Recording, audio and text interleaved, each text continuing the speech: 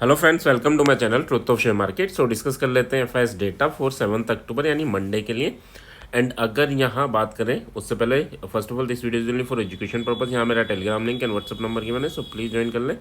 Start करते हैं with big play data. ठीक है, बिग प्ले डेटा में क्या चीज़ हटके है। यहाँ अगर देखें इंडेक्स ऑप्शन में 44,000 करोड़ की इन्होंने बाइंग कर रखी, ऑप्शन बाइंग। अब देखो, अगर हम छोटी सी भी बाइंग करते हैं तो क्या होता है कि जैसे ही विक्स डाउन होता है तो ये डिके हो जाता है आपका, और काफ़ी तेज़ी से डिके होता है। ठीक है, तो इन्होंने 44,000 यानी 44,000 करोड़ की ऑप्शन बाइंग कर रखी है। अब ये कितना डिके हो जाएगा अगर मार्केट साइड में रहा, विक्स कम हो गया, तो काफ़ी चीज़ों का इम्पेक्ट इस चीज़ पे होता है।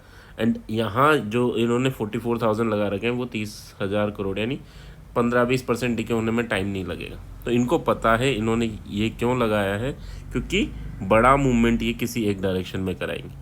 ठीक है, तो जो चीज़ इन्होंने लेट्स अज्यूम के 100 रुपये की प्रीमियम उठाई है तो वो 200-300 हो जाएगी, और इतना जितना इनका ये अमाउंट लगाया है उतना ही ये बेनिफिट अर्न कर लेंगे। तो ये कुछ इनकी प्लानिंग है ना। यहाँ बट साथ में देखें हम, आज भी इन्होंने 10,000 करोड़ के अराउंड कैश मार्केट में सेलिंग की है। डीआईएस ने काफ़ी कुछ संभाला है। फ्यूचर इंडेक्स में भी अभी भी इनकी सेलिंग है, और अगर स्टॉक फ्यूचर की बात करूँ तो यहाँ पे भी इनकी सेलिंग है। तो मार्केट अभी थोड़ा सा और गिरा के फिर उठा सकते हैं। ठीक है, थोड़ा सा ये गिरा के और इनको बुक कर लें, क्योंकि 3-4 दिन से फ्यूचर में इनकी शॉर्ट पोजीशन है। तो अगर उससे बुक करने पे आएंगे तो फिर काफ़ी अच्छी रैली आपको देखने को मिलेगी। ठीक है, तो थोड़ा सा इन चीज़ों को समझना। विक्स की बात करूँ, विक्स अभी भी हाई पे है, और निफ्टी और सेंसेक्स ऑलमोस्ट 1% डाउन में जाके क्लोज हुए। एक वक्त था जब काफ़ी अच्छी रिकवरी आई थी, एंड ये 83,000 तक गया था सेंसेक्स हमारा, बट वहाँ से जो फॉल हुआ तो 1,500-2,000 पॉइंट का फॉल एक बार में हो गया। ठीक है, सो थोड़ा सा इन चीज़ों को समझ के चलो। जो वॉर वाली सिचुएशन में है उसमें कुछ भी जैसे कुछ नई मिसाइल्स वगैरह डाल दी तो फिर एकदम इम्पैक्ट पड़ेगा। थोड़ी देर अगर शांति रही तो फिर एकदम इम्पैक्ट पड़ेगा। तो विक्स हाई इसीलिए है कि जो कैंडल्स बनेंगी वो हमारी काफ़ी बड़ी बड़ी बन सकती हैं। ठीक है, तो अगर विक्स आपका डाउन नहीं होता तो फिर आपको सेल ऑन राइज ही करना है, और अगर विक्स डाउन होता है आपको ये देखना पड़ेगा। अब डाउन का मतलब नहीं है 1-2%, अगर 5-6%, 7-8% टूटता है तो फिर बाय ऑन डिप करेंगे हम, और अगर 7-8% और बढ़ता है तो सेल ऑन राइज करेंगे। इस चीज़ को क्लियर रखना आप, है ना। इस पे निगाह बना के रखना इंडिया वेक्स, है ना। अगर ये बढ़ता है या घटता है, वो भी कितना, 5 से 8%, इतना अगर ये बढ़ता है घटता है तो उस पर डिपेंड करेगा कि हमें बाय ऑन डिप करना है या सेल ऑन राइज करना है।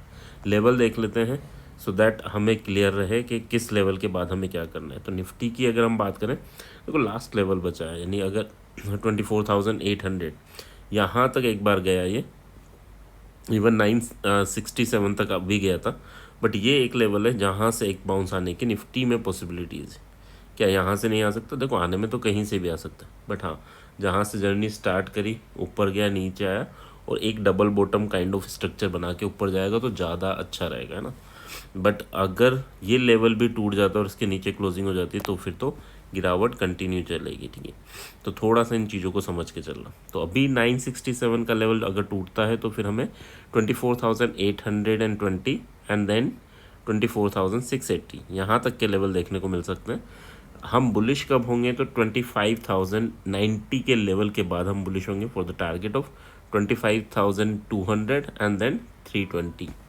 ये हमारे टारगेट रहेंगे अपवर्ड डायरेक्शन में। ठीक है, बट अपवर्ड कब यूज़ करना है? जब इसके ऊपर हो। डाउनवर्ड कब यूज़ करना है? जब इसके नीचे हो।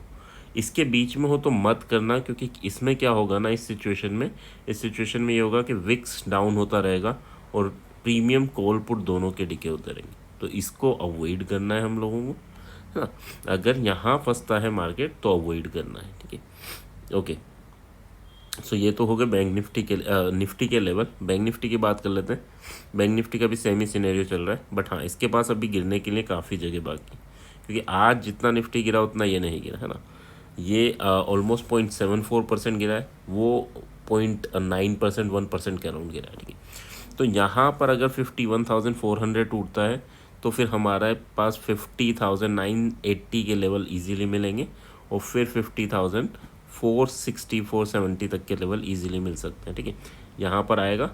अच्छा, इसके बाद भी ये 49,600 तक गिर सकता है ना, इसमें अभी काफ़ी जगह बाकी है अगर गिरने पे आया तो। ठीक है, बट हाँ और बुलिश कब होना है, तो बुलिश जब 680 के लेवल को तोड़ के ऊपर सर्वाइव करेगा तभी हम बुलिश होंगे, और यहाँ पर ये रुकेगा नहीं, फिर डायरेक्ट आपको 52,150 और 52,600 तक के लेवल देखने को मिल सकते हैं। ठीक है, तो बी रेडी, ये लेवल मार्क कर लेना और एक ये लेवल मार्क कर लेना, इसके ऊपर बुलिश और इसके नीचे बेयरिश, इसके बीच में कुछ नहीं। ठीक है, सो थोड़ा इन चीज़ों का भी ध्यान रखना कि कहाँ हमें ट्रेड नहीं करना।